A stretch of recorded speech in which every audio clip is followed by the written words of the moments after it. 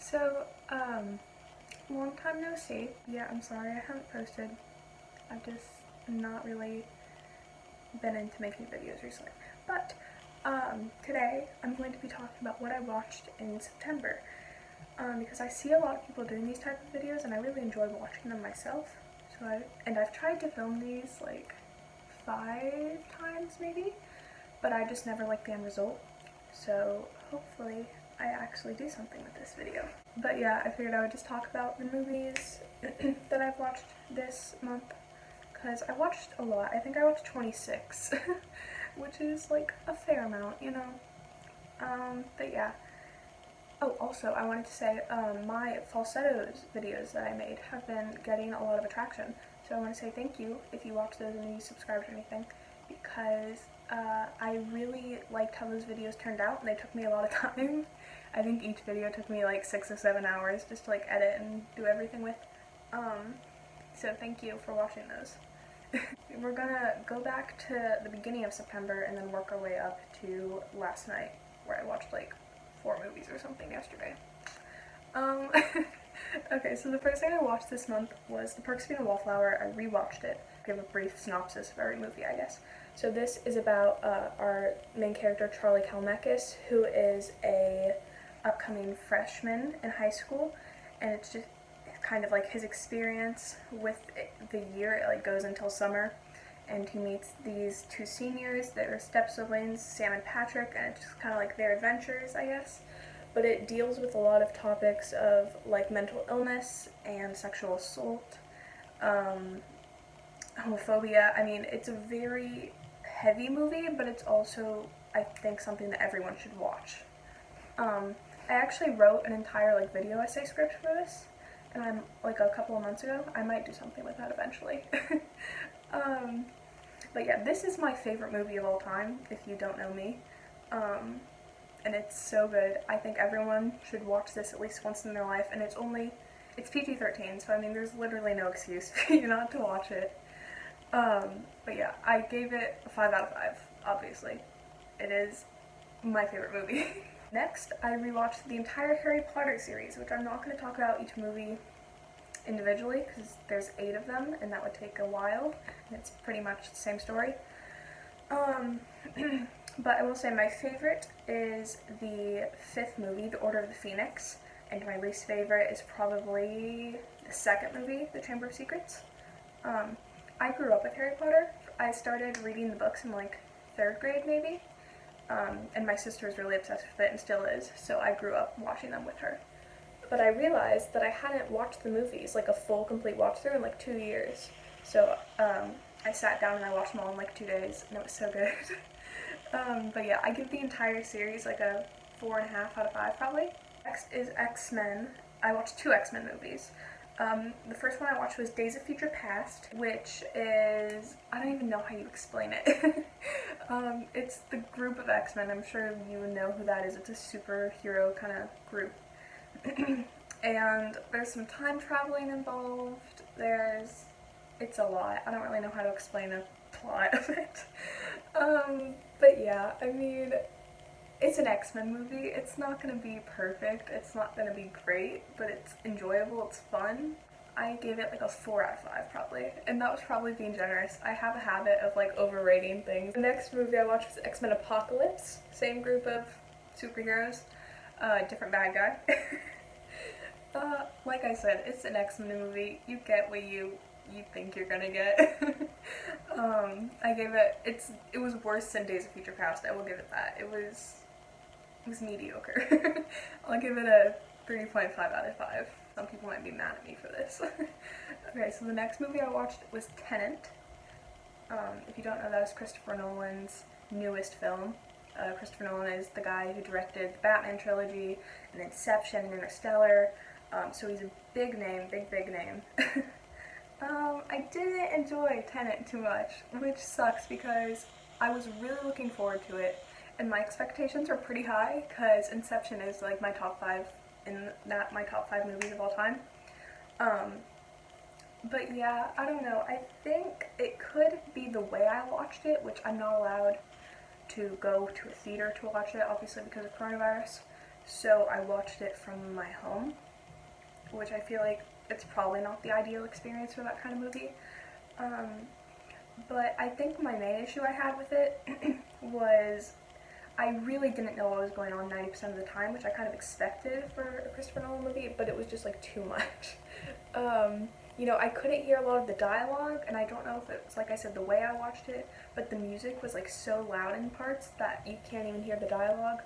Um, I can't even really give you a synopsis for this because I don't know what happened. um, it's about a guy, and there's some like weird, like backwards, forwards, kind of like time travel, but not really kind of thing happening. I don't even know. I really could not tell you what happened in this movie. Okay, I need to rewatch it though. I think that will probably like help solidify my opinions and help me understand it more. The next thing I watched, oh boy, this was my least favorite thing I watched this month, definitely. I watched The Social Dilemma, which is a new Netflix documentary, and it was real bad. It was real bad. It was trying to talk about like the dangers of social media and like your phone, which I understand completely, and I think that's a very important topic, but I think the way they executed it was very rough, and I did not like it at all. They're, like, the documentary parts of it weren't that bad, but if you haven't seen it, they kind of made it into like a little mini movie. They tried to, because it's a documentary, but they added like scripted like scenes where like actors are acting. I didn't like those at all. They were really weird. I watched it with my sister and my mom, and there was this one part where our main character kind of guy is, he's like slowly getting more attached to his phone and social media or something. And the way they like set it up and the way that the story was going, it made it look like he was like about to become like a school shooter or something, and the cause of it was his phone. Like, I paused the movie and I looked at my sister. I was like, are we thinking the same thing? Like, is this where this is about to go? And she agreed with me, but thankfully it wasn't. That's not what happened. But yeah, I did not like this at all. I gave it a 2 out of 5. Next, I watched Ocean's 8, which I had never seen an Ocean's movie before, so this was like a new experience for me. I'm not the biggest fan of like heist kind of movies, whatever you want to call this, but I enjoyed this a lot. It was fun. Yeah, I mean, it's a fun little heist movie. Oh, plot. It's a group of 8 women, and they're trying to steal this very, very expensive little necklace duo kind of thing. Oh, okay, this. Next, I watched Enola Holmes, which was the new Netflix movie based on the book, I think. I think it's an old book. And it's basically what if Sherlock and Mycroft Holmes had a younger sister named Enola. And I expected to not like this. I expected it to be really like the kind of like bad kissing booth kind of Netflix movie. But it was good. And I enjoyed it a lot. Obviously it's not, like, it's meant to be a fun movie, and I think that's why it's so good, because I think a lot of Netflix movies, they try and take themselves too seriously, and then it just comes off really cringy and gross, but this knew what it was trying to be, and it executed it really well, I thought.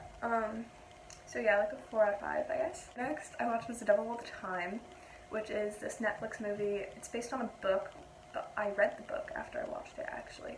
I cannot remember who wrote it for the life of me, but I'll put his name somewhere. And the guy who wrote it actually narrates in the movie, which is really cool, and I'm glad they did that. But it's about our main character. His name is Arvin, and it's just kind of like his life. We see him for like the first half of the movie when he's 9 years old, and then the rest of the movie when he's 18, I think. And it's also the kind of movie where, I don't really know what it's called, I'm sorry, but where there's like 2 different stories and then they converge at the end and like meet up. And then our other main characters are this couple, and they are like serial killers. It's really interesting.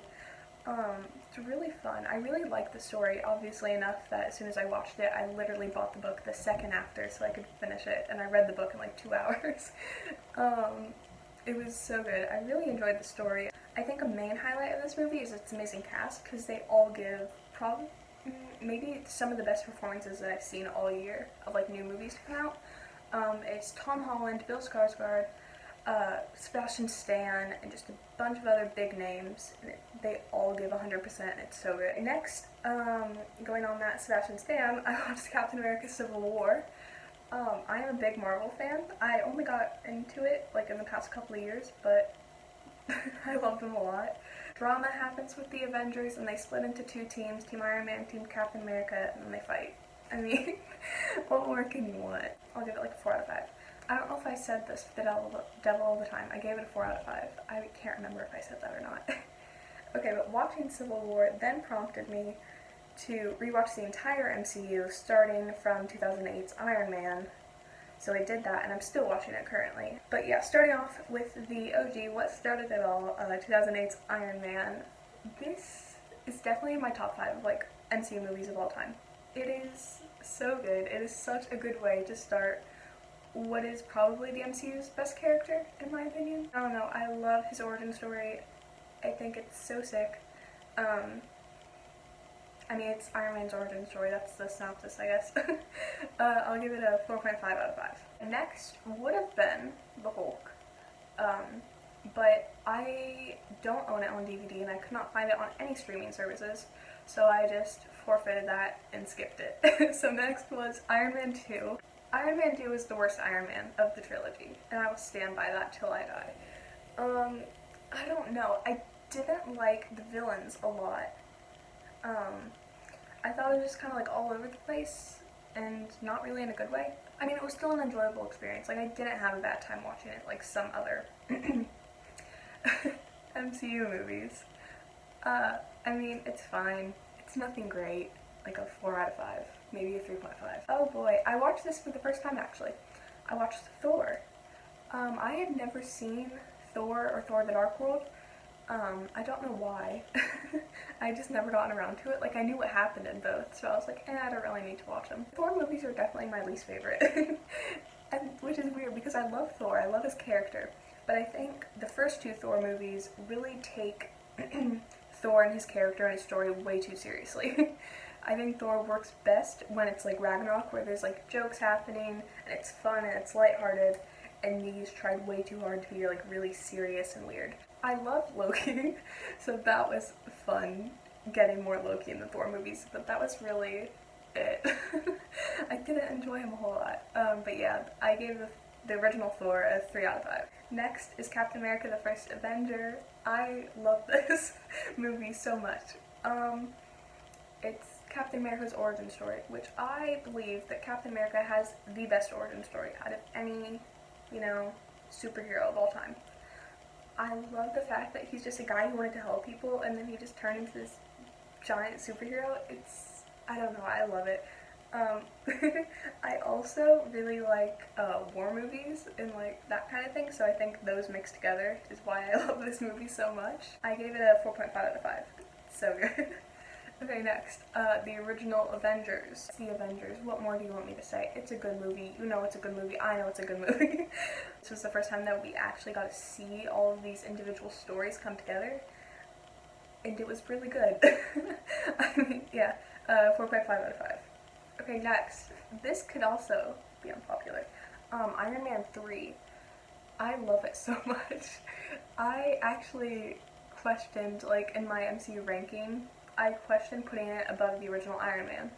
I don't know why. There's something that I love about this movie. I really love that we get to see a different side of Tony Stark. We get to see the aftermath of all he's done and how it has an effect on him, and I really like that. I also really like that for half the movie, we don't get Iron Man, we get Tony Stark, He doesn't have his suit, so you can just see how awesome he is even without the suit. Because, he says in the beginning of this movie that he's just a man in a can. But this movie just completely proves that wrong, because he's so good without the suit, and he's so smart. Ugh. I also really love Harley as a character, so that probably influenced why I love this movie so much. So yeah, I gave it a 4.5 out of 5. Okay, next. Oh boy, we have Thor the Dark World.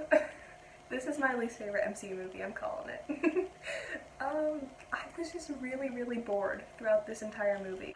I don't know, I was pretty bored throughout the first Thor, but this one just dug that into the ground, you know? It was pretty boring. I don't care for Jane as a love interest, as a character. And the fact that this movie was pretty heavily around her, not my favorite. I gave it a 2.5 out of 5. Okay, next. This was my last Marvel movie, so you get enough of that. I watched Captain America the Winter Soldier. I watched this last night. This is my least favorite Captain America movie, but I'm not saying that it's bad at all, because it's not. It's good. It's a good movie. I love that we get the Winter Soldier's origin, and I always forget somehow that Steve doesn't know that Bucky's alive until this movie. Like, during Avengers, I always just think that he knows Bucky's alive, but he doesn't. So that's always weird when, like, the big reveal comes. Sorry, that's kind of a spoiler. Sorry. I mean, it's good. It's a good movie. 4 out of 5. Sorry. The next and final movie I watched was The Boys in the Band, and this is my favorite movie that has come out in 2020, I think. I'm gonna say that, and it might change. But this is, right now, my favorite movie that has come out in 2020. It is so good. I watched it last night. It came out yesterday, literally. And I watched it, like, last night at, like, 10. It's a story about a group of gay men who are coming together for one of their friends' birthdays, and the entire movie takes place on one night in a couple of hours. And it was originally a play, I think. I could be getting this wrong, but I'm pretty sure it was originally a play in the 60s, which then got turned into a movie, which then had a revival on Broadway in 2018, and now the Broadway revival cast is doing the movie. I'm pretty sure the entire Broadway revival cast is in this movie. I could be wrong about that, but I'm fairly certain. I mean, I don't know why I love this story so much. It's just so good. It's funny, it's sad, it's a good mix of everything that you could want in a movie. And I also really like that since this was first in the 60s, you know, I can't imagine how much of a step forward this would have been for the LGBT community during that time. You know, because I'm sure for a lot of people, this was their first time, like, feeling seen on movies and TV shows or anything. Because, gay marriage was still criminalized at that point. So it's crazy to think that, like, that's not even that far long ago.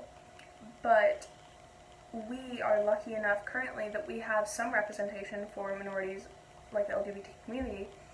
But I'm sure for a lot of people, this was their first experience seeing themselves on TV and relating to characters in, like, this way, which is really important. And yeah, I just really loved it. I gave it a 4.5 out of 5. So yeah, that's all I watched in September.